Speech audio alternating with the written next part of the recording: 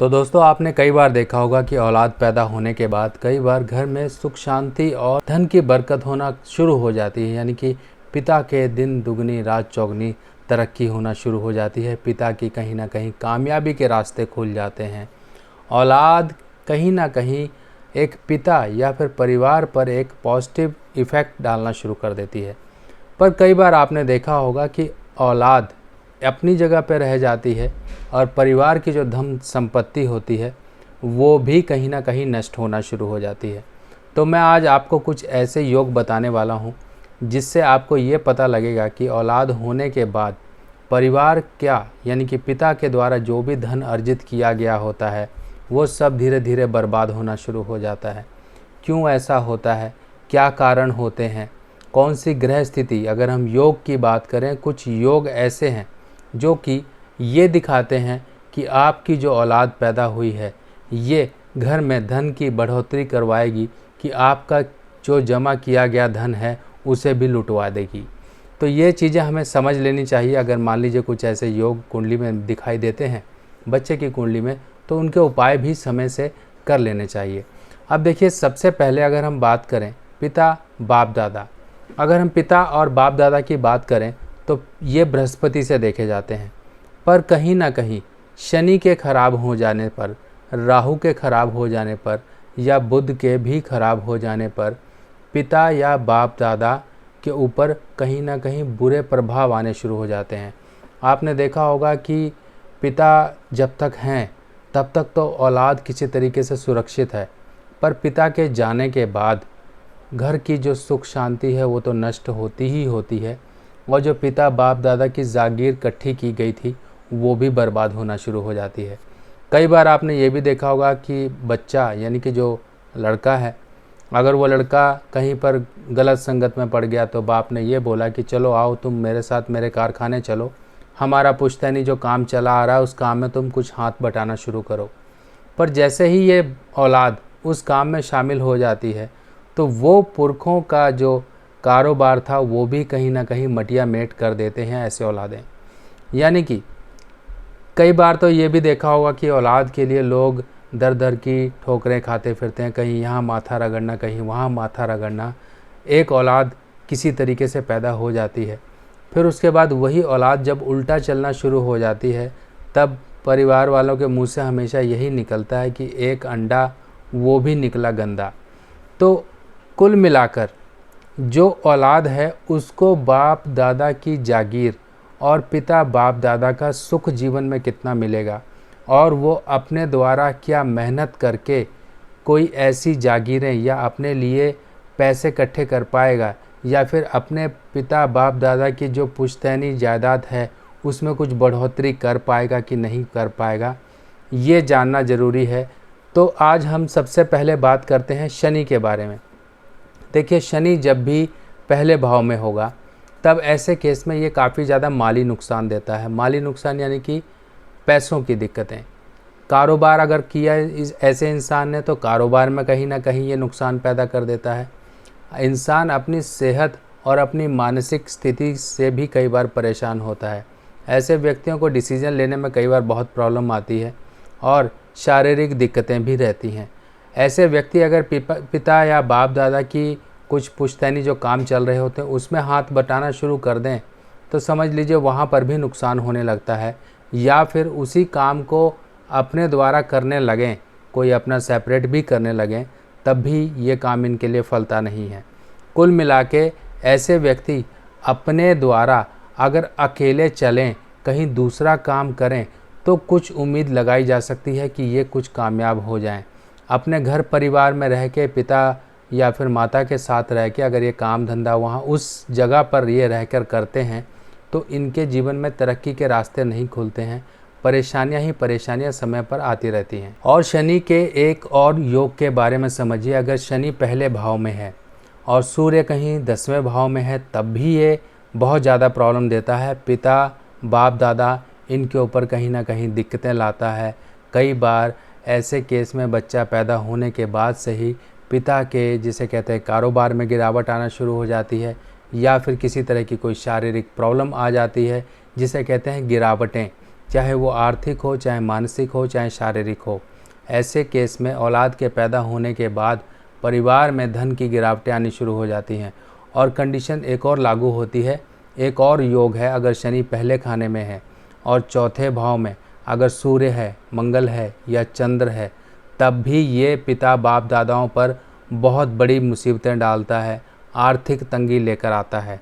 और शनि जब पहले भाव में है और साथ ही साथ बुध भी कहीं कुंडली में ख़राब है, मान लीजिए बुध आपका चौथे भाव में है या 8वें भाव में है या 12वें भाव में है, तब भी इंसान बहुत बड़ी बड़ी माली नुकसान और गिरावटें अपने जीवन में झेलता है।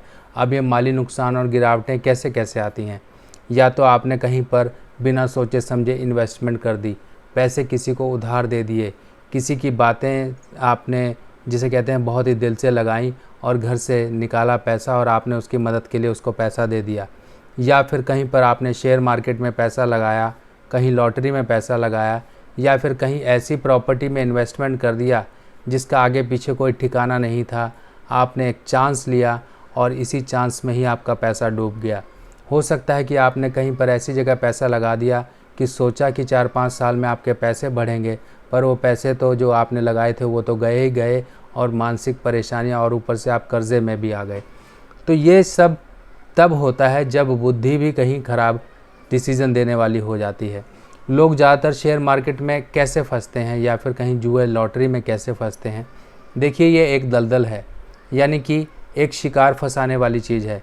जिसको फल गई उसको तो कहते हैं दिन दुगनी रात चौगनी, तरक्कियाँ ही तरक्कियाँ। कब वो आदमी फर्श से अर्श तक पहुंच जाता है, ज़मीन से आसमान छूना शुरू कर देता है। पर कुछ लोग एक बार की जीत के बाद उनके अंदर लालच जागृत हो जाता है। लालच जागृत होने के बाद वो उससे डबल अमाउंट पैसा लगाते हैं, चाहे वो लॉटरी हो चाहे शेयर मार्केट हो। आपने पैसा लगाया, आपने ये सोचा कि मेरे पास तो पैसा आ गया, मैं जीत गया हूँ, मेरे अंदर कॉन्फिडेंस बन गया। जैसे ही कॉन्फिडेंस बना, आपने पैसा लगाया, हो सकता है कि आपको दोबारा फिर पैसा मिल जाए, पर कई बार ऐसा नहीं होता है। आपने जो पैसा लगाया वो पैसा डूब जाता है और आप सोचते हो कि जो पैसा डूब गया उसी पैसे को निकालने के लिए दोबारा इन्वेस्ट किया जाए। जैसे ही आप दोबारा इन्वेस्ट करते हो फिर वो डूब जाता है। फिर ऐसे ही करते करते डूबते डूबते, यानी कि आप एक बार जहाँ चंगुल में फंस गए इस चीज़ के और फंसते ही चले जाते हो। कई लोग इसमें बर्बाद हुए हैं। लोगों ने अपनी जिसे कहते हैं कि जमा पूंजी सब इसी चीज़ों में लुटा दी। आप ना ऐसा करो। तो आप चीज़ों को ध्यान रखिए कि शनि अगर ख़राब है, बुध भी ख़राब है, तो ऐसे केस में शेयर मार्केट किसी तरह का पैसे का लेन देन बहुत सोच समझ के करिए। अपने दिमाग से ये सलाहें अगर आती हैं दिमाग में तो मत डिसीज़न लेके आगे बढ़िए, किसी दूसरे की सलाह लेकर ही काम करिए और जल्दबाजी में किए गए फाइनेंशियल फैसले आपको नुकसान पहुंचाएंगे। और कई लोग फाइनेंशियली, यानी कि जिसे हम कहते हैं पैसों के मामले में काफ़ी ज़्यादा मार खा जाते हैं। वो मार खाने का जो कारण होता है वो यही होता है कि किसी को पैसे दे दिए, कहीं पर पैसे इन्वेस्ट कर दिए, कहीं ज़मीन में फंसा दिए या फिर शेयर मार्केट में लगा दिए। ये बुध 11 वाले 11 यानी कि जिसका 11th हाउस का बुध है और जिसका 12th हाउस का बुध है, 11th हाउस 12th हाउस और ख़ासकर 8वें बुध वाले भी लोग ऐसी जल्दबाजी करके पैसा फंसा देते हैं। और अगर बच्चों की बात करें तो बच्चे आजकल जिद मनवाने के लिए क्या करते हैं, कहीं पर एजुकेशन, अब्रॉड एजुकेशन में परिवार वालों का पैसा फंसवा देते हैं। कहीं ऐसी जगह एजुकेशन, इतनी महंगी एजुकेशन में पैसा परिवार वालों का लगवा देते हैं, यानी कि सारा नुकसान तो परिवार वालों का है। औलाद ने जिद करी, कुछ किया, बाप ने किसी तरीके से पैसे मैनेज किए, औलाद ने आगे जाके बढ़कर वो काम किया या नहीं किया, कुछ दिन कॉलेज गया या नहीं गया, कभी फेल हुआ, कुछ हुआ, यानी कि शौक़ पूरा करने के लिए सिर्फ देखा देखी में कि मेरे फ्रेंड्स वहाँ गए, अपने अंदर वो हिम्मत नहीं थी ये सब करने की, फिर भी परिवार वालों का पैसा उसने डुबा दिया। तो ऐसी औलादें परिवार वालों का पैसा डुबा देती हैं। जिनका भी बुध 11वें में है, बच्चे का खास कर, तो उसके माता पिता ज़रूर ध्यान रखें कि ऐसी औलादों की जिद कभी पूरी ना करें, और ख़ासकर वो जिद जो कि पैसों से लेन देन हो, जिसमें रिस्क हो।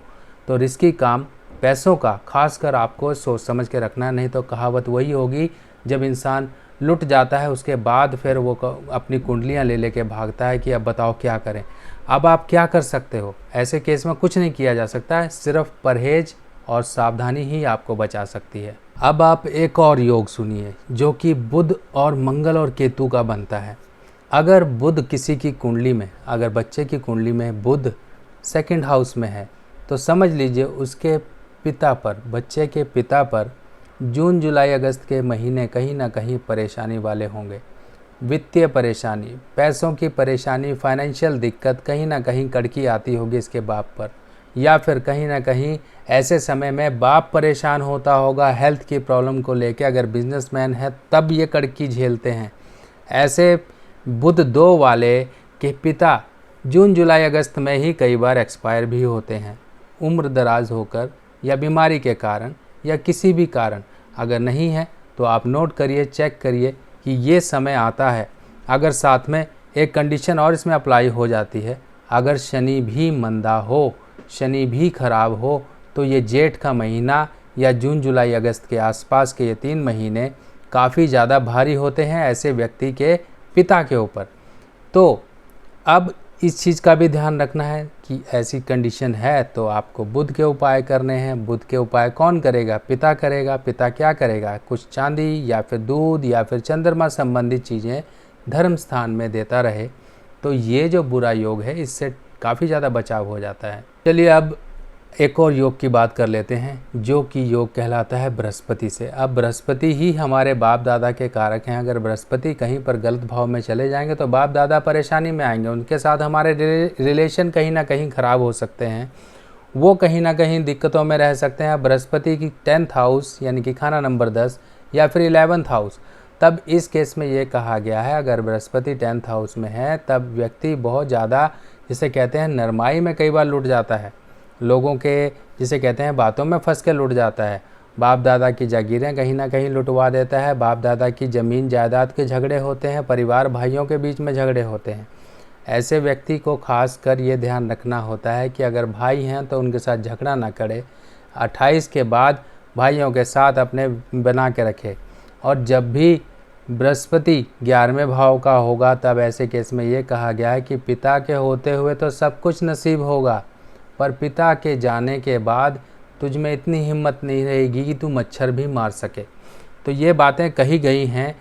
तो क्या ये बातें सूट कैसे करती हैं कि मच्छर मारने की भी ताकत इंसान में नहीं रहती है? क्यों नहीं रहती है? कि पिता बाप दादा का एक साया जो होता है वो इंसान को बहुत सी परेशानियों से बचा देता है, पर जैसे ही पिता का साया सिर से हट जाता है उसके बाद इंसान के बृहस्पति के फल जीवन में ख़त्म होने शुरू हो जाते हैं। तो इंसान फाइनेंशियली किस्मत की मंदे हालात और राज दरबार यानी कि कामकाज की खराबियां और फाइनेंशियल दिक्कतों से जूझना शुरू हो जाता है। ये हैं कुछ योग जो इंसान को अपनी कुंडली में तो देखने ही चाहिए। कोई नया जन्मा बच्चा है तो उसकी कुंडली में भी देखने चाहिए। अगर ये देखकर उनके उपाय करते रहेंगे तो पिता तो बचा ही रहेगा, साथ में औलाद भी तरक्की करेगी। बुध खाना नंबर 11 में है तो गले में तांबे का छेद वाला पैसा, चांदी की चेन या फिर लाल धागे में ज़रूर पहन के रखिए। आपके पिता के ऊपर आने वाले संकट और परेशानियों से भी बचे रहोगे जो कि फाइनेंशियल होंगी। अगर फाइनेंशियली सब चीज़ सही रहती हैं तो बहुत सी चीज़ें काबू रहती हैं। इंसान पैसों से जैसे ही कमज़ोर पड़ना शुरू होता है, समझिए कि 4 स्तंभ जो आपकी जीवन को संभाले हुए हैं, परिवार को संभाले हुए हैं, एक भी स्तंभ उसमें से टूट जाता है तो गाड़ी डगमगा जाती है। आपके जीवन की गाड़ी ऐसे न डगमगाए। आपके बच्चे, आपके पिता, आपके भाई, आपके बहन, परिवार के जितने लोग हैं सभी सुख सलामती से रहें, आप भी तरक्कियां करते रहो, यही मैं आशा करता हूं। बाकी आप सावधानी और उपाय समझ कर करते रहिए तो आप परेशानी से बचे रहेंगे। बाकी और जानकारी के साथ नई वीडियो में फिर हाजिर होंगे। तब तक के लिए अपने सुभाष भाई को आज्ञा दीजिए। नमस्कार।